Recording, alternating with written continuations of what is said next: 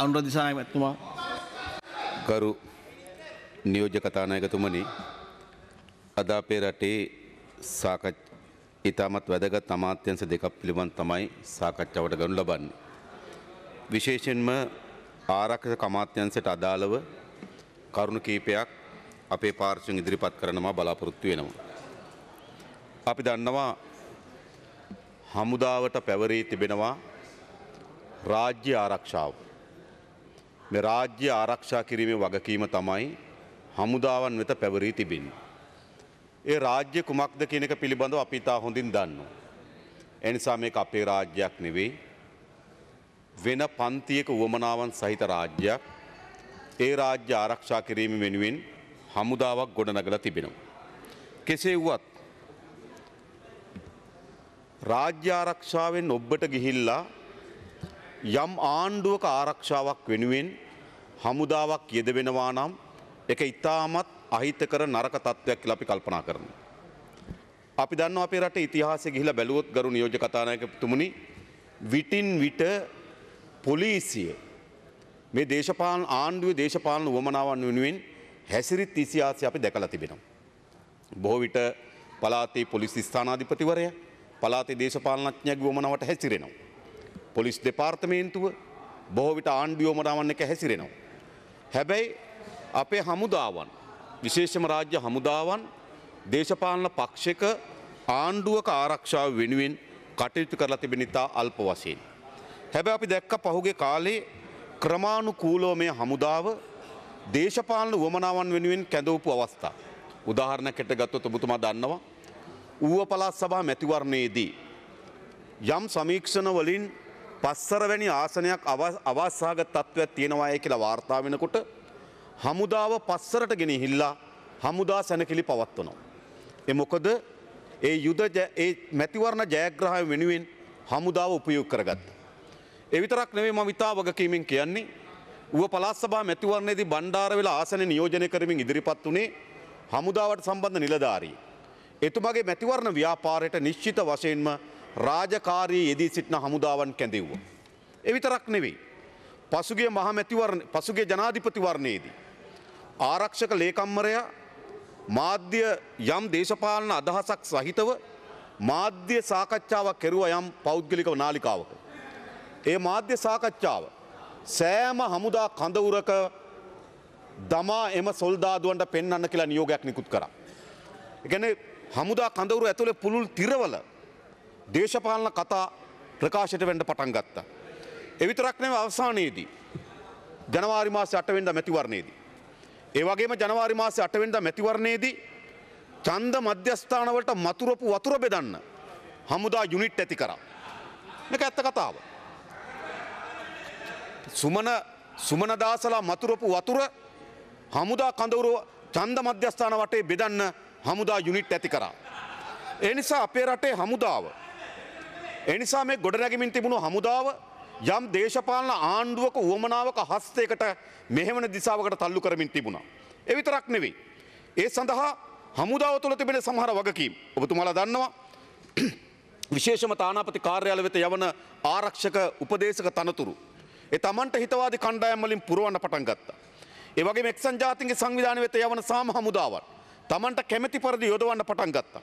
ඒ විතරක් නෙවෙයි, උසස් වීම් වලදී තමන්ට හිතකර තමගේ හිතවාදී කණ්ඩායම් හමුදාව තුළට ඇතුල් කරා. ඊටත් වඩා භයානකම තත්ත්ව ගරු නියෝජ්‍ය කතානායකතුමනි, 2010 මැතිවරණයෙන් පසුව යුද්ධය අවසන් කිරීම සඳහා විශාල සේවයක් කරලද ජෙනරාල්වරු, බ්‍රිගේඩියර්වරු ගණනාවක් හමුදාවෙන් නිරපැහැරියා පමණක් නෙවෙයි, ඔවුන්ට මේ රට තුළ ජීවත් වෙන්න බැරි තත්ත්වයක් නිර්මාණය වුණා. සමහර හමුදා බ්‍රිගේඩියර්වරු, ජෙනරාල්වරු ඕස්ට්‍රේලියාවට ගිහලා තමගේ දරුවන් එක්ක ජීවත් වෙන්න සිද්ධ වුණා. මහේස් සේනානායක වැනි ජෙනරාල්ලට එවැනි තත්ත්වයක් අත්පත් වුණා. ඒ නිසා මේ හමුදාව රාජ්‍ය ආරක්ෂාවෙන් ඔබට ගිහිල්ලා ක්‍රමානුකූලව ආණ්ඩුවක දේශපාලන හස්තයේ මෙහෙයීමකට ආවා. ඒ කොතරම්ද කියනවා නම් ගරු නියෝජ්‍ය කතානායකතුමනි, මා ගාව තිබෙනවා මෙහෙම ප්‍රවෘත්තියක්. සිය නිල නිවසේ සේවයට අනුයුක්ත කර තිබූ නාවික හමුදාවේ සමාජිකයන්ට වැටුප් හා විශේෂ දීමනා වශයෙන් රජයේ මුදල් ගෙවමින් ඔවුන් සිය පෞද්ගලික කටයුතු සඳහා යොදා ගැනීමෙන් රාජ්‍ය මුදල් හා සම්පත් අවභාවිතාව රාජ්‍ය දේපල සාවද්‍ය පරිහරණය බලය අනිසලස පාවිච්චි කිරීම යන චෝදන යටතේ හිටපු ආර්ථික සංවර්ධන ඇමති බසිර් රාජපක්ෂ මහතාට එරෙහිව විමර්ශනය සිද්ධ වෙනවා.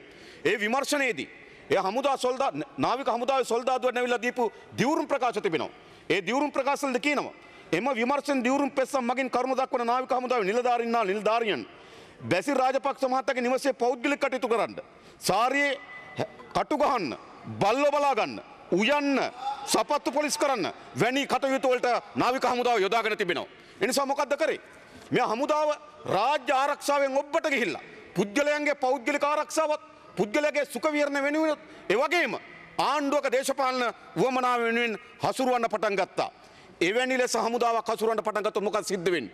අනිවාර්යයෙන්ම හමුදාව සතුව අවිබලය තිබෙනවා. හමුදාව සතුව සතුරා මැඩවීමේ උපක්‍රම තිබෙනවා. හමුදාව සතුව තොරතුරු තිබෙනවා. හමුදාව සතුව බුද්ධ ජාලයක් තිබෙනවා. මේ සියල්ල දේශපාලන ආණ්ඩුවක පැවැත්ම වෙනුවෙන් උපයෝග කර ගැනීමේ තත්ත්වයක් වර්ධනය වෙනවා. මේක සාමාන්‍ය තත්ත්වයක් නෙවෙයි. ක්‍රමානුකූලව හමුදාවක් තුලට ඇතුල් වෙන ආණ්ඩුව, හමුදාවක් තුලට ඇතුල් වෙන දේශපාලනේ අනිවාර්යයෙන් මේක මර්ධනීයම ක්‍රියාමාර්ග දක්වා ඉස්සරහට යන එක වළක්වන්න බෑ. ඒ අනුව තමයි ඔවුන්ගේ රාජකාරී සීමාව ඔබ්බවා යනවා. ඒ අනුව තමයි ගරු නියෝජ්‍ය කතානායකතුමනි ලසන්ත වික්‍රමතුංග ඝාතනය පිළිබඳව හමුදා සොල්දාදුවන්ගේ නම් කියවෙන්නේ. මා විශ්වාස කරනවා කිසිදු හමුදා සොල්දාදුවකට බුද්ධ්‍යංශ නිලධාරියෙකුට ලසන්ත වික්‍රමතුංගත් එක්ක පෞද්ගලික ගැටුමක් තියෙන හේතුවක් නැහැ. ඔවුන් පිළිබඳ ලියපු දෙයක් හෝ ඔවුන්ගේ පෞද්ගලික පරිගැනීමක් තියෙන හේතුවක් නැහැ. එහෙනම් ලසන්ත වික්‍රමතුංගව ඝාතනය වෙන්නේ දේශපාලන හස්තයක මැදිහත් වීම නිසා. දේශපාලන හස්තයට උපයෝග කරගන්නේ කවුද? හමුදාව. ඇයි? ක්‍රමානුකූලව හමුදාව දේශපාලනයට යොදාගෙන ආණ්ඩුවක රැකවරණයට යොදාගෙන හමුදාවේ කල්ලියක් නිර්මාණය කරගෙන යොදවන්න පටන් ගත්තා මේ දිශාවට. එතන නතර වුණේ නැහැ. එක්නැලිගොඩගේ පැහැර ගැනීම පිළිබඳව දැන් චෝදනා ලක් වෙලා තිබෙන හමුදාව. මා කියන්නේ මේ පොදු හමුදාව නෙවෙයි. අපේ ලක්ෂ 2කට ආසන්න හමුදාවක් ඉන්නවා. මේ හමුදාවෙන් 50කට 100කට ආසන්න ප්‍රමාණයක් තමයි මේ සඳහා යොදවලා තිබෙන්නේ. මා හිතනවා අපේ රටේ හමුදාව මහා දැවැන්ත යුද්ධයක් වෙලා ආවේකදී අපි දන්න ඕනෑම යුද්ධයකදී සිදු නොවිය හැකි දේ සිදු වෙනවා. හැබැයි ඒවා ඉතා හොඳින් අවම කරගෙන යුද්ධයක් මේවට සමත් වී තිබෙනවා. ඒ නිසා මේ පොදු හමුදාව පිළිබඳ ප්‍රශ්නයක් නෙවෙයි. මේ හමුදාව ඉතා කුඩා කණ්ඩායමක්. යම් දේශපාලන හස්තයක් වෙනුවෙන් දේශපාලන වමනාවක් වෙනුවෙන් මෙහෙවනු ලැබුවා.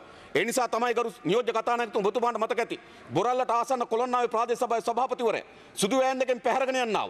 පැහැරගෙන යන ආපු හමුදා නිලධාරියා අහු වුණා. එයා පිළිබඳ කොළොන්නාවේ පොලිසියට ගිහලා පැමිණිල්ලක් දැම්මා. දැම්මට පස්සේ කොළොන්නාවේ පොලිසිය OS මහත්තයා මාරු කරා. එලිදර වුණානේ සුදු වෑන් පිටිපස්ස හමුදාවේ යම් කණ්ඩායමක් නිරත වෙච්ච බව. දැන් හමුදාවකට එහෙම අයිතියක් තිබෙනවද? යම් දේශපාලකයෙක්ගේ යම් ලේකම්වරයෙක්ගේ මැදිහත් වීම මත සුදු වෑන් නෙවලා පුද්ගලයන් පැහැරගෙන යන්න අයිතියක් නැහැ. එක්නැලිගොඩ පැහැර ගැනීමටත් කිසිසේත්ම හමුදාවේ කවර හෝ පුද්ගලයෙක්ගේ පෞද්ගලික වමනාවක් තිබෙනවා කියලා අපි විශ්වාස කරන්නේ නැහැ. පෞද්ගලික වමනාවකට එක්නැලිගොඩ යම් යුද්ධයේ ප්‍රතිවිපාක ලෙස එක්නැලිගොඩ නෙවෙයි යම් දේශපාලන වමනාවක් අනුව තමයි එක්නැලිගොඩගේ පැහැර ගැනීම සිද්ධ වෙන්නේ. ඒ වගේම තමයි රවි රාජ්‍ය පැහැර ගැනීම සිද්ධ වෙන්නේ.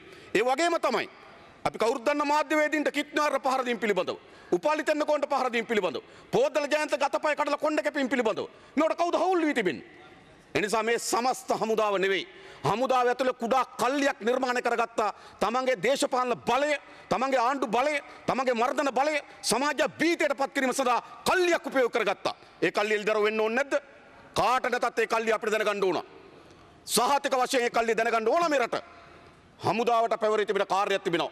අපේ රටේ දේශ සීමා ආරක්ෂාව, අපේ රටේ රාජ්‍ය ආරක්ෂාව, අපේ රටේ ජාතික ආරක්ෂාව පිළිබඳ කාර්යයක් තිබෙනවා. ඒ කාර්යය උන් මැනවින් ඉටු කර තිබෙනවා. එවැනි හමුදාවක ඉතා කුඩා කල්ලියක් හදාගෙන පැහැර ගැනීම වලට, අත්අඩංගුවට ගැනීම වලට, පහර දීම වලට, ඝාතනයන්ට උපයෝග කරගන්න ඕන ගරු නියෝජ්‍ය කතානායකතුමනි. එය සමස්ත හමුදාවටම කරන නින්දාවක් සහ අපහාසයක්. සමස්ත හමුදාවට කරන ලද කළු පැල්ලමක්. එනිසා අද සේවයෙන් නිරත වී සිටින හමුදාවේ ඉහළ නිලධාරී සිට පහළ සොල්දාදුවා දක්වා තමන්ගේ ගෞරවය, තමන්ට එල්ල වී තියෙන කළු පැල්ලම නිදහස් කරගන්න නම් මේවට අහුළු කල්ලිය පිළිබඳව පරීක්ෂණ කොට අත්අඩංගුවට ගෙන විමර්ශනය කොට පැහැදිලි කරගත යුතුයි මේ සමාජයේ. එසේ නැතුව හමුදාවේ පවිත්‍රභාවය ආරක්ෂා කරන්න පුළුවන් වෙයි කියලා අපි විශ්වාස කරන්නේ නැහැ. ඒ විතරක් නෙවෙයි. ගරු නියෝජ්‍ය කතානායක ලලිත් කුගන් මේ යාපනය හුස්ම ගන්නව පුළුවන්කමක් තිබුණේ නැහැ. හමුදා බුද්ධ්‍යංශය ඒ තරම් එළලා තිබුණා. හමුදාවේ පාලනයක් තිබුණා යුද්ධෙන් පස්සේ. අපි හිතනවා යුද්ධෙන් පස්සේ ක්‍රමානුකූලව තමයි හමුදා පාලනය ඉවත් කළ යුතු වන්නේ. ඒක අපි පිළිගන්නවා. යුද්ධයක් අවසන් වුවහම හමුදාව පැත්තකට කඩාගෙන පැත්තකට මුළුමනින් ඉවත් කර ගැනීම හරහා ඒ පළාත තුළ නැවත තත්ත්වයක් නිර්මාණය වෙනවා. එහෙනම් හමුදාවේ යම් පාලනයක් තිබුණා. ඒ ක්‍රමානුකූලව ඉවත් කර ගැනීම අවස්ථාවක් මතුව තිබෙනවා. අන්නේ හමුදාවේ පාලනය අතේ තමයි ලලිත්ව සහ කුගන්ව පැහැරගෙන යන්නේ. මේ රටේ පුරවැසියන් යුද්ධයක් තිබිලා 2013 වසරේ 2012 වසරේ ලලිත්ව සහ කුගන්ව පැහැරගෙන ඉගලා ඝාතනය කළා තිබෙන්නේ. දැනගන්න ඕනේ නැද්ද ඒවා? ඒවට මේ රටේ හමුදාව සම්බන්ධ නැද්ද? මේ රටේ හමුදාවේ අර කුඩා කල්ලියකට සම්බන්ධයි. ඒ විතරක් නෙවෙයි. අපි හඳුන්වන්නේ මන්ත්‍රීතුමා. අපිටත් අයිතියක් තියෙන යාපනයේ ගිහලා දේශපාලන කරන්න. හැබැයි මොකද්ද කරේ? පාර්ලිමේන්තු මන්ත්‍රීවරයාට පහර දීලා ඔළුව පැලුවා. ඒකට හමුදාවේ කල්ලිය සම්බන්ධ නැද්ද? ඒවා මේ රටේ ජනතාව දැනගන්න ඕනේ නැද්ද? ඒ නිසා පහුගිය ආණ්ඩුව කරපු දේ තමයි ක්‍රමානුකූලව වර්ධනය කරමින් ආව හමුදාවේ කල්ලියක් නිර්මාණය කරගෙන රට ඇතුලේ භීතියක් නිර්මාණය කරලා යම් කණ්ඩායමකගේ ආරක්ෂාවක් යම් කණ්ඩායමකගේ බලයක් යම් කණ්ඩායමක දේශපාලනත් ආරක්ෂා කර ගැනීම වෙනුවෙන් හමුදාව මෙහෙව්වා. ඒ නිසා අද හමුදාවේ සියලු නිලධාරීන් සියලු සොල්දාදුවන් විරෝධය ප්‍රකාශයට පත් කරන්න ඕන කාටද? එක්නැලිගොඩගේ පරීක්ෂණය පිළිබඳව නෙවෙයි. ලසන්ත වික්‍රමතුංගගේ පරීක්ෂණය පිළිබඳව නෙවෙයි. ලලිත් කුගන්ගේ පරීක්ෂණය පිළිබඳව නෙවෙයි. කිත්නිවාර්ගේ පරීක්ෂණය පිළිබඳව නෙවෙයි. රවි රාජ්‍ය පරීක්ෂණය පිළිබඳව නෙවෙයි. හමුදාවට කළු පැල්ලමක් ඇති කිරීම සඳහා ඒ කණ්ඩායම් මෙහෙවන ලද කණ්ඩායම් කෙරෙහි තමයි සමස්ත හමුදාවෙම විරෝධය සහ විවේචනය ගොඩනගිය යුතු වන්නේ. එසේ නෙවදවන්න ඕන කපතේ. කාට නැතත් ගරු නියෝජකයන් අපිට දැනගන්න අයිතියක් තියෙනවා. මේ රටේ පුරවැසියන් පැහැරගෙන ගිහින් තිබෙනවා නම් ඝාතන ලක් කරලා තිබෙනවා නම් හමුදාවේ නිලධාරියෙකුට සම්බන්ධ වී තිබෙනවා නම් මම නැවතත් කියනවා හමුදාවට පෞද්ගලිකව මොනව කිසිසේත්ම තිබුණේ මේ කිසිදු පුරවැසියෙක් පිළිබඳව සමහර අය ලක්ෂන්ත වික්‍රමතුන් දැකලා නැති වෙන්න පුළුවන් සමහර අය එක්නැලිගොඩ දැකලා නැහැ නමුත් යම් දේශපාලන වමනාවක් අනුව තමයි මේ ඝාතනයන් සිදු වී තිබෙන්නේ ඒ නිසා දා හමුදාවට පවිත්‍ර වෙන්න නම් හමුදාව හමුවේ එල්ල වී තිබෙන මේ කළු පැල්ලම ඉවත් කරගන්න නම් ඒ කුඩා කල්ලිය මේ රට එළිදරව් කළ යුතුව වගේම ඔවුන් මෙහෙවන් ලද කණ්ඩායම් මේ සමාජය දැනගත යුතු තිබුණා. ඒ නිසා මේ ඝාතනයන් පිළිබඳ ප්‍රශ්නේ. ඒ විතරක් නෙවෙයි ගරු නියෝජක කතානායකතුනි. මේ හමුදාව ඇතුලේ සිද්ධ වෙච්ච මහා ගනුදෙනු තිබෙනවා. සාමාන්‍ය සොල්දාදු අපි දන්නා ඉතාමත් අසිරු ජීවිතයක් ගත කරමින් තිබෙන්නේ. අර එක කාලයක් කාණු කපන්න, ගඩොල් කපන්න, වතු සුද්ධ කරන්න, කුණු සුද්ධ කරන්න, එළවලු කිරන්න, එළවලු වගා කරන්න තල්ලු කරලා තිබුණා අපේ රටේ සොල්දාදුව. සොල්දාදුවට පැවරෙන්නේ නැති කාර්යයකට සොල්දාදුව තල්ලු කරා. අපේ රටේ හමුදාව ක්‍රමානුකූල ආර්ථික බලයකට ගේන්න එපා. ආර්ථික බලයකට හමුදාව ගෙනාපු හැටි ආර්ථික ක්‍රියාවලියකට හමුදාව ගෙනාවොත් ඒ ආර්ථික ක්‍රියාවලිය අරා ඉහළ නිලධාරියන් ප්‍රතිලාභයක් ලබනවා. ප්‍රතිලාභයක් ලබා ගන්න නිලධාරින් අනිවාර්යයෙන්ම ඒ ආර්ථික පාර හදලා දීපු ආණ්ඩුවේ ආරක්ෂාව වෙනුවෙන් පෙනී හිටිනවා. ඒ අනිවාර්ය සාධකයක්. ඒ නිසා හමුදාව වුන්ගේ රාජකාරී සීමාවට රාජ්‍ය ආරක්ෂාවත් ජාතික ආරක්ෂාවත් පිළිබඳ සීමාවේ හමුදාව තබා ගත යුතුයි. එසේ නැතුව හමුදාව ආර්ථිකම ශේෂ්ත්‍ර වලට අවතීර්ණ කරා. නොගැලපෙන රැකියාවලට නොගැලපෙන ශේෂ්ත්‍ර වලට අවතීර්ණ කරා. එවැනි සොල්දාදුන් විශාල දුෂ්කරතාවයකට පත් වෙලා තිබියදී. හැබැයි හමුදාවේ කටයුතු සිද්ධ වුණේ කොහොමද? මා කියනවා ගරු ආරක්ෂක අමාත්‍ය ජනාධිපතිතුමා ඇවිල්ලා මේවට පිළිතුරු ලබා දෙවි කියලා මම විශ්වාස කරනවා. විශේෂයෙන්ම ඇවන්ගාඩ් ගනුදෙනුව. ඒක විශාල ආందోලනයට තුඩු දුන්න මේ ගනුදෙනුව පිළිබඳව. මේක සාමාන්‍ය ගනුදෙනුවක් නෙවෙයි ගරු නියෝජක කතානායකතුමනි. මේක අපි දිගින් දිගටම මේ පාර්ලිමේන්තුවේ පෙන්වා දෙන්න ලැබුවා. විශේෂයෙන්ම මෙම ගිවිසුම් අනුව ක්‍රමානුකූලව නාවික මේක 2012 වෙනකම් මුහුදු ආරක්ෂක සේවය පවත්වාගෙන ගිය නාවික හමුදාව විසින් නාවික හමුදාවට ඒකෙන් විශාල ආදායමක් ලාභයක් උපයලා දුන්නා. නැවත 2015 වසරේ මේක පවරා ගත්තට පසුව මේ වන විටත් නාවික හමුදාවට ඇවන්ගාඩ් කරන ලද කාර්ය නාවික හමුදාවට පවරා ගැනීම හරහා විශාල ලාභයක් අද අත්පත් කරගන්න පුළුවන්කම ලැබිලා තිබෙනවා. විශේෂයෙන්ම මා කියන්න කැමති මිලියන 2330ක් මේ වසර ඇතුළත නාවික හමුදාව උපයාගෙන තිබෙනවා මුහුදු ආරක්ෂක සේවය හරහා. හැබැයි මේක මොකද සිද්ධ කරේ? එක් නාවික හමුදාපතිවරයෙක් 2012 වසරේ යුද්ධය අවසන් වෙලා තිබියදී යුද්ධ තියෙන කාලයකට නාවික හමුදාවට වෙන කාර්යයන් තියෙනවා කියන්න පුළුවන්. යුද්ධය අවසන් වෙලා තිබිදී 2012 සැප්තැම්බර් මාසයේ 23 වෙනිදා මෙම කාර්ය ඇවන්ගාඩ්ට පවරනවා. ඇවන්ගාඩ්ට පවරලා ඔක්තෝබර් මාසේ පළවෙනිදා විශ්‍රාම යනවා. විශ්‍රාම ගියාට පස්සේ ඔහු ඇවන්ගාඩ් එකේ ජොබ් එකට එනවා ඒ නාවික හමුදාපතිවරයා. 12 ආණ්ඩුවේ භාගයේ 12 ආණ්ඩු භාගයේ නැවත අඩු කරනවා 7.5 දක්වා ඊළඟ නාවික හමුදාපතිවරයා. ඔහු විශ්‍රාම ගිහිල්ලා නැවත යනවා ඇවන්ගාඩ් එකේ ජොබ් එකට. ඊළඟ නාවික හමුදාපතිවරයා ආණ්ඩුවේ භාගයේ 5 දක්වා අඩු කරනවා. අඩු කරලා නැවත යනවා ඇවන්ගාඩ් එකේ ජොබ් එකට. ඒ නිසා නාවික හමුදාවේ ඊළඟ නිලධාරීන් කටයුතු කරලා තිබෙන්නේ. තමන්ගේ සොල්දාදුවන්ට සුබ සාධන සකස් කරන්න, සොල්දාදුවන්ට අමතර කාර්ය කර ආදායම කුපියාගෙන යම් සුබ සාධන වැඩ කටයුතු කරන්න තිබුණු අරමුදලක් ගොඩනගිය හැකි තිබුණා. හැබැයි ඒවා යම් පුද්ගලික කම්පැනි එකේ අවශ්‍යතාවය අනුව මෙහෙව්වා. එතනින් අතර වුණේ නැහැ. දැන් මොකද සිද්ධ වුණේ? මේ රත්නා ලංකා ආයතනය එක්ක අත්සන් කරපු ගිවිසුම අනුව මම ඊට කලිනුත් ආරක්ෂක රාජ්‍ය අමාත්‍යවරයාගේ මේ ප්‍රශ්නේ ඇහුවා. 2014 වන විට රත්නා ලංකා ආරක්ෂක සමාගමට ඇවන්ගාඩ් මැරටයිම් සමාගමෙන් ලැබිය යුතු මුදල් ප්‍රමාණය රුපියල් මිලියන 843ක්. අර ප්‍රතිශතය දෙන්න ඕනකම තිබුණා රත්නා ලංකායකට මිලියන 843ක්. ඒතර මේ අඩුම තරමේ කුඩා ප්‍රතිශතයවත් රත්නා ලංකායකට ලබා දුන්නේ නැහැ. හැබැයි තමුන්නාසල 2015 අගෝස්තු මාසයේ නැවත ගිවිසුමක් අත්සන් කරනවා. ඔක්තෝබර් 20. ඔක්තෝබර් මාසේ 20 වෙනිදා ගිවිසුම මොකද කරන්නේ? රත්නා ලංකායකට ලබා දිය යුතු ඇවන්ගාඩ් සමාගම විසින් මිලියන 843න් මිලියන 225ක් කපා හරිනවා. මේ තමුන්නාසල ගාණ්ඩුව. පෞගේ ඔක්තෝබර් මාසේ 25 වෙනිදා ගිවිසුම මම දැනගන්න කැමතියි. ඇවන්ගාඩ් එකේ රත්නා ලංකායකට හිමිව තිබුණු මුදල් වලින් අය විය යුතු තිබුණු මුදල් වලින් මිලියන 225ක් කපා හැරියේ ඇයි? මිලියන 843න් මිලියන 225ක් කපා හරිනවා. ඔව් ආර ලැබෙන සොච්චම් ප්‍රමාණය. කල්පනා කරලා බලන්න. මේ ඇයි තමුන්නාසේ තීරණය අදවත් ප්‍රකාශ කරන්න ඕන ඇයි මිලියන 225ක් කපා හැරියේ? මේක ලැබෙන්න ඕන ප්‍රතිශතය. ඒකනුත් මිලියන 225ක් ඇවන්ගාඩ් එකෙන් කපා හරිනවා රත්නා ලංකා සමාගමේ අධ්‍යක්ෂ මණ්ඩලය. භාණ්ඩාගාරයේ නියෝජිතයා මේකට විරුද්ධ වුණා. මුදල් අමාත්‍යාංශ සම්බන්ධව නියෝජිතයා මේකට විරුද්ධ වුණා. ඒගොල්ලෝ විරුද්ධතාවයේ තිබී තමයි රත්නා ලංකා සමාගම මෙම මිලියන 225 ඇවන්ගාඩ් සමාගමට අයිති ලාභයක් ලබා ගැනීම වෙනුවෙන් කප්පාදු කරන්නේ.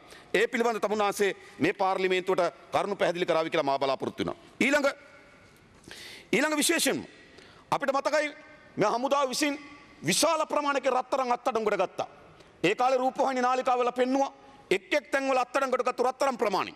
ඒ රත්තරන් ගරු සභාපතිතුමනි වලලා තිබුණ මේ සමහරව LTD සංවිධාන නීති විරුද්ධ නිසා බැංකු පවත්වාගෙන ගියා. ඒ බැංකුවල ඒ ගම්වල පුරවැසියන්ට වෙන තැන් තිබුණේ නැහැ. ලංකා බැංකුව, රාජ්‍ය බැංකු, පෞද්ගලික බැංකු ඒ පළාත්වල ක්‍රියාත්මකුනේ නැහැ. ක්‍රියාත්මකුනේ නීති විරුද්ධ LTD බැංකු. ඒ නිසා තමන් පුරවැසියන් ගිහලා තමන්ගේ රත්තරන් බඩු ටික තැන්පත් කරා. මට මතක රූපවාහිනී නාලිකාවල පෙන්නුවා මේ තැන්පත් කරපු රත්තරන් අත්අඩංගුවට ගත්තට පස්සේ ඒ හැම රත්තරන් එක චේන් එකක් වෙන්න පුළුවන්, එක පෙන්ඩනයක් වෙන්න පුළුවන්. ඒ හැම එකම ටැග් එකක් තිබුණා. ඒ නිසා මේ ජනතාව තැන්පත් කරපුවා. හැබැයි දැන් ඒ රත්තරන් වලට මොකද සිද්ධ වුනේ? මම මේ පාර්ලිමේන්තුවේ මේ ප්‍රශ්නේ අහුවට පස්සේ රනිල් වික්‍රමසිංහ ගරු අග්‍රාමාත්‍යවරයා පාර්ලිමේන්තුවට කිව්වා අත්අඩංගුවට ගන්නාලද රත්තරන් වලින් කිලෝ 45ක් අතුරුදහන් කියලා. ඒ පුරවැසියන්ගේ රත්තරන් ජනාධිපති ඡන්දය ආසන්න ගිහිලා යම් ප්‍රමාණයක් බෙදා හැරියා. ජනවාරි මාසේ 8 වෙනිදාට ඒ ආසන්නයේ ගිහිල්ලා ඒ පුරවැසියන්ගේ රත්තරන් කියලා සමහර රත්තරන් ටිකක් දුන්නා. අනිත් රත්තරන් වලට මොකද උනේ කියලා අපි දැනගන්න ඕන. ඒවා මේ රටේ අහිංසක ජනතාව. ඒගොල්ලෝ LTT නෙමෙයි. ඒගොල්ලන්ට වෙන දෙයක් නැහැ. තමන්ගේ රත්තරන් ටික තමයි තිබ්බේ. අපි දන්නවා දෙමළ සංස්කෘතියේ කන්න නැතත් ගරු සභාපතිතුමනි රත්තරන් චේන් එකක් බෙල්ලේ දාගන්න උත්සාහ කරනවා. තැල්ලක් බඳින්න උත්සාහ කරනවා. පෙන්ඩනයක් බඳින්න උත්සාහ කරනවා. ඒක තමයි දෙමළ සංස්කෘතිය. ඒ සංස්කෘතිය අනුව තමයි උන්ගේ වත්කම් තිබුණේ. හැබැයි වත්කම් හමුදාව විසින් අත්පත් කරගත්තා. අත්පත් කරගත්ත බව රූපවාහිනී නාලිකාවල පෙන්නුවා. පෞගේ ජනාධිපතිවරණය ආසන්නේ. ගරු සභාපති 2014 දෙසැම්බර් මාසේ තමයි 2009ට කලින් අත්අඩංගුවට ගත්තා කියලා බාර දුන්නා. අවුරුදු 5කට වඩා කාලයක් කොහෙද තිබ්බේ ඒවා. අනෙක් රත්තරන් වලට මොකද උනේ කියලා ආරක්ෂා අමාත්‍යවරයා මේ පාර්ලිමේන්තුවට පිළිතුරු ලබා දිය යුතුයි. ඒ විතරක් නෙවෙයි. අපිට මතකයි KP අත්අඩංගුවට ගන්නකොට මම මේ කියන්නේ දිනමන පුවත්පත වෙන කිසිදු පුවත්පතක් නෙවෙයි. දිනමන කියන ආණ්ඩුවේ නිල ප්‍රකාශය. වර්ෂ 2009 දෙසැම්බර් මාසේ 3 වෙනි බ්‍රහස්පතින්දා මෙන්න දිනමනකේ ප්‍රධාන ප්‍රවෘත්තියට උඩින් තියෙන KPගේ ගිනුම් 600ක් හා 95ක් රාජ්‍ය සංස්ථකයි. ගිනුම් 600ක් හා 95ක්. කවුද කියන්නේ? කොටි සංවිධානයේ ජාත්‍යන්තර නායක KP හෙවත් කුමාර් පද්මනාන්ත ඇති බැංකු ගිනුම් 600ක වත්කම් සහ 95ක් රාජ්‍ය සංස්ථක කරේ. ඒ පිළිබඳ මේ වින්ට අදාළ නීතියෙන් පියවර ගැනීම නීතිපතිවරයා විසින් කරගෙන යන ලබන බව ජාතික ආරක්ෂාව පිළිබඳ මාධ්‍ය ප්‍රකාශක ඇමති කෙහෙලිය රඹුකල්ල මහතා ප්‍රකාශ කරයි. මේ කෙහෙලිය රඹුක් මෙතුමා මේ ඉන්නවා. මෙතුමා කිය ප්‍රකාශ මේ දිනමින පුවත්පතේ KPගේ ගිනුම් 600ක් හා 95ක් රාජ්‍ය සංස්ථකයි. දැන් මේ නැවුවලට මොකද උනේ? ඔව් ඒක තමයි මම අහන්නේ. ඒක තමයි මම අහන්නේ. 2009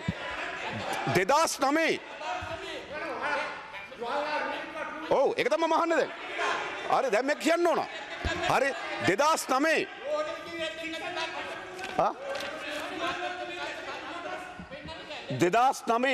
දෙසැම්බර් මාසේ 3 වෙනිදා ඒ කියන්නේ ගරු සභාපතිතුමනි මීට අවුරුදු 6කට පෙර මේ කලබල වෙන්න එපා මහත්තයෝ මට කෙහෙලියම තුමා නැගිටින එක පිළිගන්න පුළුවන් මේ මෙතුමා නැගිටින කියන පිළිබඳ බෑ. මේ ප්‍රායකත් එක්ක වැඩ කරලා එප්පාවල කටියාවේ ආයේ 10 කොල්ල හමුදාවට අල්ලලා දීපු හාදයක්. මන් දන්නේ නැත මෙයා ගැන. කටියාවේ ප්‍රායකත් එක්ක සම්බන්ධ වෙලා ගම්වල වැඩ කරන තරුණ පොලිසියට අල්ලලා දුන්නා. ඒ කාලේ ලැයිස්තුවද එප්පාවල පොලිසියට. මම දන්නේ ඔයා ගැන. ඔයා ගැන මම කියන්නම්. ප්‍රායකත් එක්ක වැඩ කරලා කොල්ල මරපෙක් ගැන. ඔයා හරියට මෙතන ඉන්න ඕන බන්ධනාගාරේ හිරගෙදර ඉන්න ඕන. තරුණේ මරන්න ලැයිස්තු දීපු විවාදයේ රෝහණ සෝදර ගැන. හොඳයි විවාදයේ. සභාපති තරුණයා මරන්න ලැයිස්තු දීපු කෙනා. එප්පාවල කටියාවේ යාය 10. තරුණ 50කට වඩා ප්‍රමාණ ඝාතන කරන්න මෙයා හවුල්ලලා තිබෙනවා. මෙයා ඉන්න ඕන බන්ධනාගාරේ හිරගෙදර. කතා අහගන්න එපා මගෙන් ඒ ඔයාගේ පැටිකිරිය. ඒ නිසා මම අහන්නේ KPගේ ගිණුම් 600යි. KPගේ ගිණුම් 600 නැව් 5යි. දැන් අත්අඩංගුවට ගත්ත බව රාජසන්තක ගරු බව ප්‍රකාශ කරලා තිබෙනවා. නිහඬ වෙන්න. ඒක නෑ වාඩි කරන්නකෝ.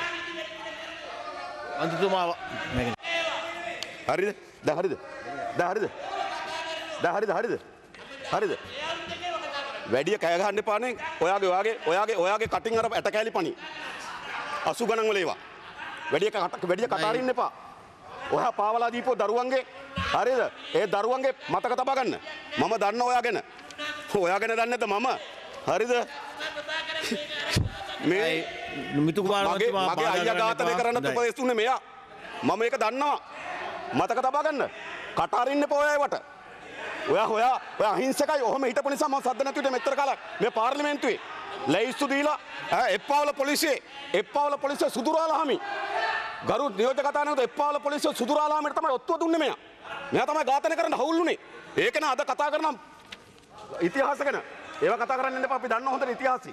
හොඳේ. මම කියන්නේ ගරු නියෝජක කතානායකතුමනි. දැන් මම අහන්නේ එකයි මේ මට කොයි ආණ්ඩුවද වැඩක් නැහැ. ඒ ආණ්ඩුවෙන් ඒක හෙව්වේ නැත්නම් මේ ආණ්ඩුව එක හොයන්න ඕන. එතන තියෙන KPගේ නැව් 5ක් ගත්තා කිව්වා. බැංකු ගිණුම් 600ක් රාජතන්ත්‍ර කරා කිව්වා. සල්ලි වලට මොකද්ද උනේ? ඒක අපි දැනගන්න ඕනේ මේ පාර්ලිමේන්තුව. මොකද මේවා මේ රටේ ජනතාවට කියපු ඒවා. ඒ විතරක් නෙවෙයි. මම නැවත අහනවා ඔබතුමාගෙන්.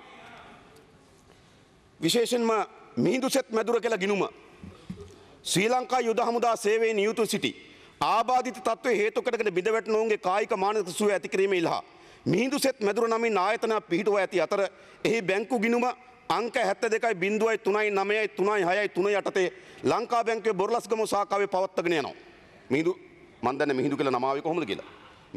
මිහිඳුසෙත් මැදුර 2015 ජනවාරි මාසයේ 8 වෙනි දින යුද හමුදාව සතු ස්ථාවර ගිණුම් 21ක් අවලංගු කර 15 ජනවාරි 18 ඡන්ද ඉවරලා දින 10කට පසුව ස්ථාවර ගිණුම් 21ක් අවලංගු කොට එයිහු රුපියල් 4 කෝටි 60 ලක්ෂයක් පසුදින එකනේ ඒ මිහිඳුසෙත් ගිණුමට බැර කරනවා. වෙන ගිණුම් 15ක තිබුණු 18ක තිබුණු සල්ලි මේ මිහිඳුසෙත් ගිණුමට බැර කරනවා. ඊට පස්සේ පසුදින 2015 ජනවාරි මාසේ 19 වෙනිදා 18 වෙනිදා බැර කරනවා. 19 වෙනිදා එම රුපියල් 4 කෝටි 60 ලක්ෂයක මුදල 75.49.13 දරන කෑෂ් චෙක් පතකින් ආපසු ලබා ගන්නවා. දැන් මොකද මේ සල්ලි වලට උනේ කියලා අපි දැනගන්න ඕන.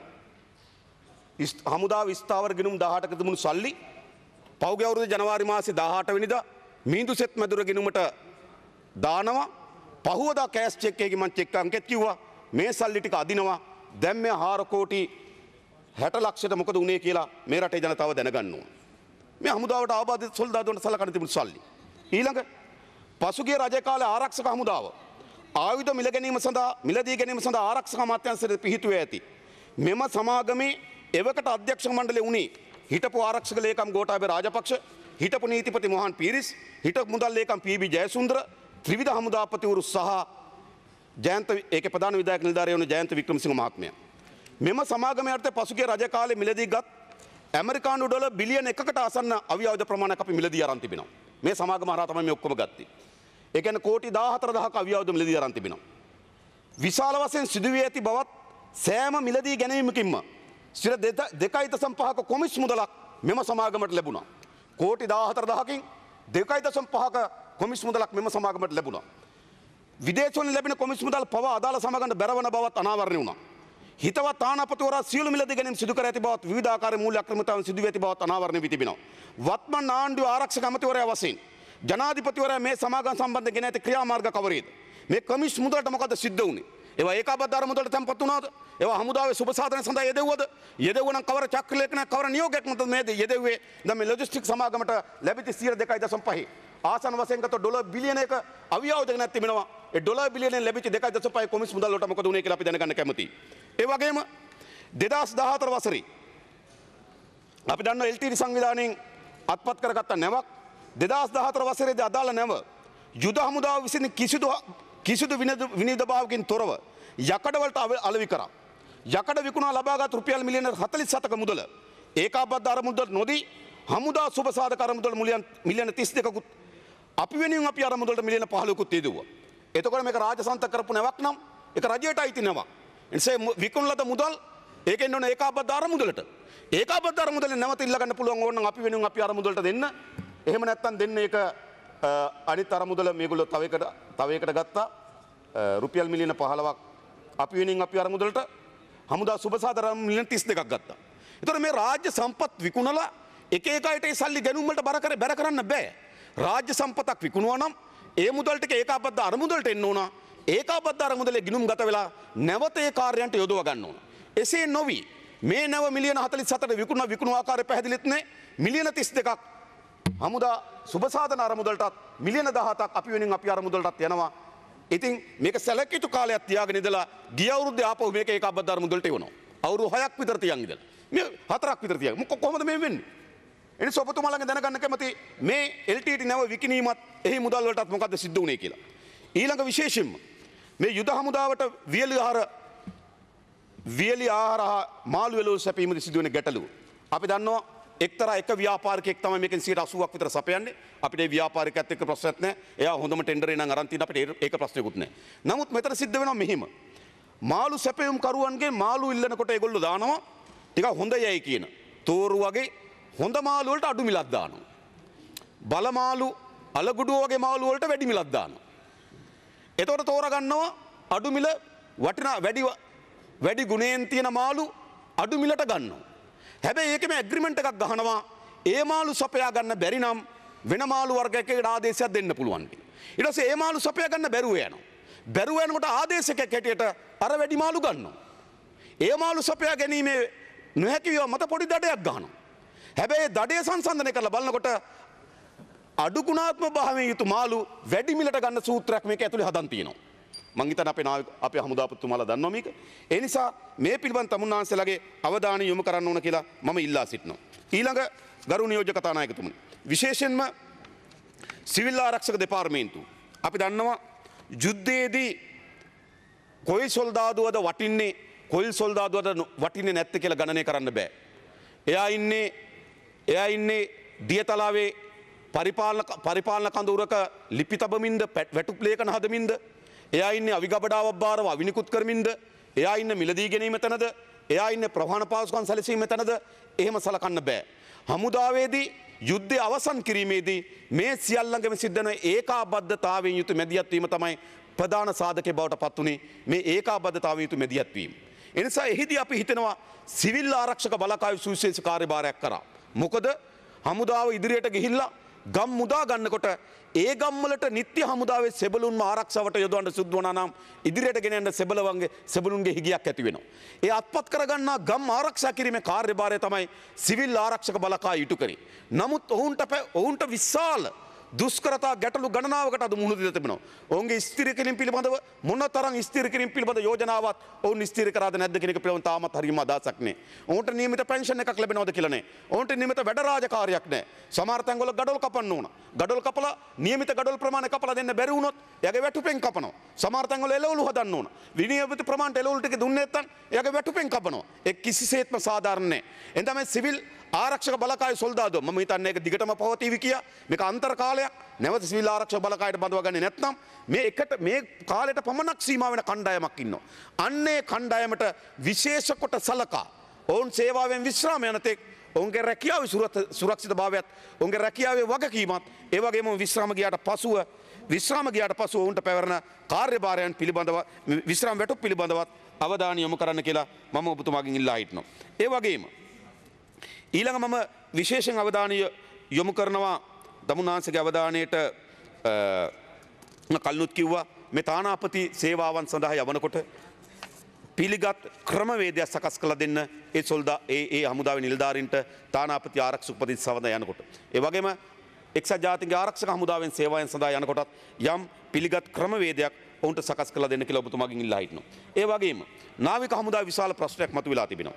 නාවික සෙබළ අංශයේ උසස් වීම් ලබා දීමේ ගැටලු විශේෂයෙන්ම නිලධාරීන් 265යි නාවිකයන් 5000යි. එහෙත් එකදු රියර් අඩ්මිරාල්නිලයක් හිමි වෙලා නැහැ ඒගොල්ලන්ට. මේක එක් සාධාරණ නැහැ. විදේශ පුහුණුව සංචාරවලට අවස්ථා ඒගොල්ලන්ට හිමි වෙලා නැහැ. ඒ නිසා මේ නාවික හමුදාවේ ඇති වී තිබෙන යම් උසස් වීම් වලදී අනිකුත් වරප්‍රසාද ලබා දීමේදී යම් විකෘතිතාවයක් මතුවී තිබෙනවා. ඒ නිසා ඔබතුමාගෙන් මම ඉල්ලා හිටිනේ ඒ තත්ත්වය නිවැරදි කර යම් ක්‍රමවත් භාවයකට ඔවුන්ගේ කාර්ය ඉටු කිරීම සඳහා අවස්ථාව ලබා දෙන්න කියලා. ඊළඟ මම ඔබතුමාගේ අවධානය යොමු කරන්න කැමති මේ රක්නා ලංකාවේ ඊළඟ ගැවන් ගාඩ් එකට අමතරව මතුවී තිබෙන ගැටලු පිළිබඳව. විශේෂයෙන්ම දැන් රක්නා ලංකාවේකට පැවරී තිබෙන කාර්යභාරය මොකක්ද කියලා මේක දැනගන්න කැමති මේ පාර්ලිමේන්තුව. මීට පෙර රක්නා ලංකාවේකට විශ්‍රාම යන සොල්දාදුවන් නැත්නම් හමුදාවෙන් ඉවත් වූ සොල්දාදුවන් බදවාගෙන රාජ්‍යාංශයේ ආරක්ෂක සේවාවන් සඳහා යොදවා ගන්නු ලැබුවා. දැන් ඒක මම හිතන්නේ ඒ තරම් ප්‍රමාණයකින් සිදුවන්නේ නැහැ. ඉතින් රක්නා ලංකාවේ කාර්යභාරය ඉදිරි රක්නා ආරක්ෂක ලංකා සමාගමේ ඉදිරි කාර්යභාරය පිළිබඳව තමුන්නාන්සේගේ අවධානය මම යොමු කරන්න කැමතියි. ඒ වගේම රක්නා ලංකා ආයතනයේ රුපියල් මිලියන 1400ක ආයෝජන සඳහා මහ භාණ්ඩාගාරයේ අනුමැතිය ලබාගෙන තිබුණේ නැහැ. මහ භාණ්ඩාගාර අනුමැතියකින් තොරව රක්නා ලංකා සමාගම මුදල් යෙදුවේ කොහොමද කියන එක තමුන්නාන්සේ මේ පාර්ලිමේන්තුවට පැහැදිලි කරන්න ඕනකම තිබෙනවා. ඒ වගේම මාදන විශාල හමුදා මූලස්ථානයක් අපි ගොඩනගනවා. මේ හමුදා මූලස්ථානය ගොඩනැගීම සඳහා මුදල් උපයා ගත්තේ කොහොමද? විශේෂයෙන්ම පෞගේ කාලේ සාකච්ඡාවක් තිබුණා. ගෝල්පේස් පිට්ටනිය අවට තිබුණු අක්කර 20කට ආසන්න භූමියක් සැංගිලා කම්පැනියකට විකුණුණා. සැංගිලා කම්පැනියකට ලැබිච්ච මුදල් කෙලින්ම ඒකාබද්ධ අරමුදලට යන්නේ නැතුව නාවික වෙන අරමුදලකට ඒ මුදල් එනවා. ඒකත් වැරදි. රාජ්‍ය දේපලක් නම් විකුණන්නේ ඒ රාජ්‍ය දේපල ඒකාබද්ධ අරමුදලට ආයුතු තිබෙනවා. ඒ අරමුදලට ආවට පසුව තමයි ඒක හමුදා මූලස්ථාන ගොඩනැගීම සඳහා වෙනම ප්‍රතිපාදන ඉල්ලා සිටිය යුතු වන්නේ. හැබැයි හමුදා මූලස්ථාන ගොඩනගන්න කියලා ඒ මුදල් වෙනම පවත්වාගෙන ගිහින් තියෙනවා. ඒ යම් මුදල් ප්‍රමාණයක් වියදම් කරලා තිබෙනවා. මේ පිළිබඳව විශාල ආందోලන ඇති වුණා. මම දැක සමහර අය කිව්ව ඒක ගෝඨාභය රාජපක්ෂ මහත්තයාගේ පුද්ගලික ගිණුම නෑ. පුද්ගලික ගිණුමක් නෙවෙයි. ඒක වැරදි. ඒ වැරද්ද කරන්න එපා. ආරක්ෂක ලේකම්වරයා කියන තනතුර යට තමයි ඒ ගිණුම පිහිටවලා තිබෙන්නේ. ඒක ගෝඨාභය රාජපක්ෂ මහත්තයාද වර්තමාන ආරක්ෂක ලේකම්වරයාද කවුරු වුණත් ආරක්ෂක ලේකම්වරයා යටතේ තිබෙන ආරක්ෂක ලේකම්වරයා යටතේ තිබෙන ගිණුමක් ඒක. නමුත් එවැනි ගිණුමකට රාජ්‍ය දේපලක් විකුණලා ඒකාබද්ධ අරමුදලට යන්නේ නැතුව ඒ සල්ලි කොහොමද විශේෂම නාවික හමුදා මූලස්ථාන ගොඩනැගීම සඳහා වූ අරමුදලකට බැරවෙන්නේ. ඉතින් ඒ පිළිබඳව තමුන්නාන්සේ මේ පාර්ලිමේන්තුවට කරුණු ඉදිරිපත් කරන්න ඕන.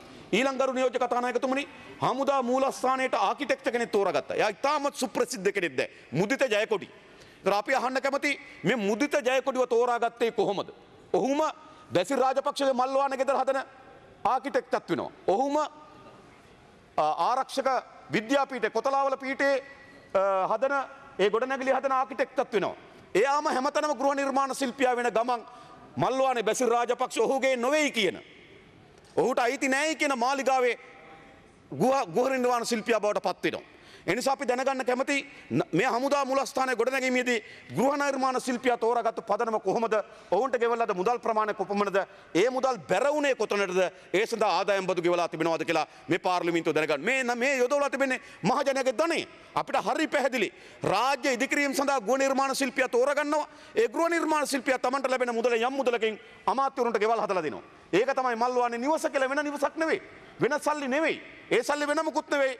නාවික හමුදා ආරක්ෂක හමුදා මූලස්ථාන ගොඩනැගීම සඳහා ගෘහ නිර්මාණ ශිල්පියාට ලබා දෙන මුදල් වලින් තමයි මල්වානේ ගෙදර හැදෙන්නේ. ඒ නිසා මේ මහජනයාගේ මුදල් තමයි මේ අවභාවිතය යොදවලා තිබෙන්නේ. අපි දන්නවා අපේ රටේ යුද්ධය අවසන් කිරීමේදී මේ හමුදා සොල්දාදුන් විශාල කාර්යභාරයක් කරා. නිලධාරීන් සොල්දාදුන් විශාල කාර්යභාරයක් කරා. ඒ කාර්යභාරයට ඇගීමක් තමයි අපි කළ යුතුව තිබුණේ. ඔවුන්ගේ සුබ සාධනේ, ඔවුන්ගේ පවුල්වල කාර්යය, ඔවුන් යුද්ධයකදී විශාල කැපකිරීම කරලා තිබෙනවා. ඒ වුණා ඔවුන්ගේ ජීවිතේ, ඔවුන්ගේ අනුකූල බැඳීම් ශක්තිමත් කරමින් හොඳ ජීවිතයක් ලබා දීමේ අරමුණු කර යුතු තිබුණා. ඒ සඳහා ගරු නියෝජ්‍ය කතානායකතුමනි මේ යුද්ධ සඳහා පත්තු කරලද පතුරම් කොපු විතර ප්‍රමාණවත් මම දැනගන්න කැමති දැන් ඒ පතුරම් කොපු වලට උනේ මොකද්ද කියලා. මොකද මයිතා වගකීමෙන් කියන්නේ සරත් පොන්සේක මහත්තයාට එළියට එන්න සිද්ධ වුණේ මේ පතුරම් කොපු පිළිබඳ ප්‍රශ්නයක්. මා දන්නවා එතුමා ගිහිලා යෝජනා කරා මේ පතුරන් කොපු ටික අලෙවි කරලා හමුදා සොල්දාදුවන්ගේ සුපසාධන වැඩ කටයුතු වල යොදන්න ඕන කියලා. නමුත් එක් රැස් කරලා බලනකොට ඒක විශාල ධනස්කන්ධයක්. මේ අලවිය පිළිබඳ ගැටලුව තමයි පළවෙනිම ආණ්ඩුව සහ හිටපු හමුදාපතිවරයා අතර සරපොන්සක මැතිතුමා අතර ගැටුම ඇති වෙන්න පළවෙනි සාධකය. මම දැනගන්න කැමති මේ හිස් පතුරන් කොපු වලට මොකද්ද දැන් සිද්ධ වුනේ? ඒවා අලෙවි කරාද? අලෙවි කරා නම් කවරෙන්ද? මම ඉතා වගකීමෙන් ගෙන තායිලන්ත කණ්ඩායමක් ඇවිල්ලා හිටියා. මේ ප්‍රධාන හෝටල් එක නතර වෙලා ඔවුන් සැලසුමක් හැදුවා. මෙහි තඹ උණු කරන පිත්තල උණු කරන කර්මාන්තයක් හදලා ඒ කර්මාන්තයෙන් බහන්න නිෂ්පාදනය කරනවා කියලා ඒක ව්‍යාජ ලියවිලි හදලා ඒ ව්‍යාපෘතියක් ඇවිල්ලා තිබුණා. හැබැයි අපි දැනගන්න කැමති මේ විශාල කෝටි 100 ගණනක් වටින මේ කොපු විකිනීම සිද්ධ වුණාද? ඒවා දැන් තියෙනවද? වික්කේ කොහොමද? ඒ මුදල් උනේ වලට උනේ මොකද්ද කියලා අපි දැනගන්න කැමතියි. ඒ නිසා ගරු නියෝජ්‍ය කතානායකතුමනි, හමුදාවේ මුදල් මේ රටේ රාජ්‍ය ආරක්ෂාව වෙනුවෙන් යොදවන. ඒ වගේම මා පිළිගන්නවා. සමහර ගිණුම් තියෙනවා ගරු නියෝජ්‍ය කතානායකතුමනි, අපි පරීක්ෂාවට භාජනය කර යුතු නැහැ. හමුදාව විශේෂයෙන්ම බුද්ධ්‍යංශ ගෙවීම සඳහා යම් ගිණුමක් පවත්වාගෙන යනවා. ඒ ගිණුම් පිළිබඳ විස්තර අපි කවදාවත් ඉල්ලන්නේ නැහැ. හැබැයි මේක අරමුදල් විශාල ප්‍රමාණයට අරමුදල් එක වර්ගයේ අරමුදල් කොට නගාගෙන තිබෙනවා. මේ අරමුදල් විගණනයට භාජනය වෙන්නේ නැහැ. අඩුම තරමේ ආරක්ෂක අමාත්‍යාංශයේ විගණනයටවත් මේ විවිධ වර්ගයේ අරමුදල් භාජනය කරන්න කියලා මා ඉල්ලා හිටනවා. ඒ අතරමා කියන හැබැයි මා අවසන් කරනවා අර බුද්ධ්‍යංශ පවත්වාගෙන යාම වෙනුවෙන් ඒ ජාලය පවත්වාගෙන යාම වෙනුවෙන් යොදා තිබෙන එක පිළිබඳ විගණනයක් අපිට අවශ්‍ය නැහැ. නමුත් අනිත් ඒවා මොකද කරු නියෝජ්‍ය කතානායක සමහර අය ටිකට් විකුණන්න දෙනවා. ඒ ටිකට් ප්‍රමාණය වික්කේ නැත්නම් පඩියෙන් කපනවා. නිසා අපිට ඇවිල්ලා සොල්දාදුවෝ කියනවා මේ ටිකට් ප්‍රමාණය විකුණන්න බෑ. එක තරඟවලට උත්සව වලට මේ විකුණන්නේ කියන එක සාධාරණ නෑ. ඒ නිසා මේ අරමුදල් යම් විගණනයකට ලක් කළ යුතු තිබෙනවා. ඒ වගේම නැවත වතාවක් අපේ රටේ ජාතික ආරක්ෂාවත් රාජ්‍ය ආරක්ෂාව පිළිබඳවත් අපේ රටේ හමුදාව සුවිශේෂ කාර්යභාරයක් කරලා තිබෙනවා. ඒ කාර්යභාරය වඩාත් පිරිසිදුව ඔවුන් වෙත එල්ල වී තිබෙන කළු පැල්ලම් තිබෙන කුඩා කණ්ඩායමක් හේතු කොටගෙන ඒ කණ්ඩායම එළිදරව් කරමින් ඒකට උපදෙස් දීපු කණ්ඩායම එළිදරව් කරමින් මේ එල්ල වී තිබෙන කළු පැල්ලම් ඉවත් කර ගැනීම සඳහා කටයුතු කිරීම සඳහා හමුදාවේ පාර්ශ්වයෙන් සහාය ලබා දෙනවා ඇතැයි මේ කල්පනා කරමින් මම නතර වෙනවා. බොහොම ස්තුතියි ගරු නියෝජ්‍ය කතානායකතුමනි.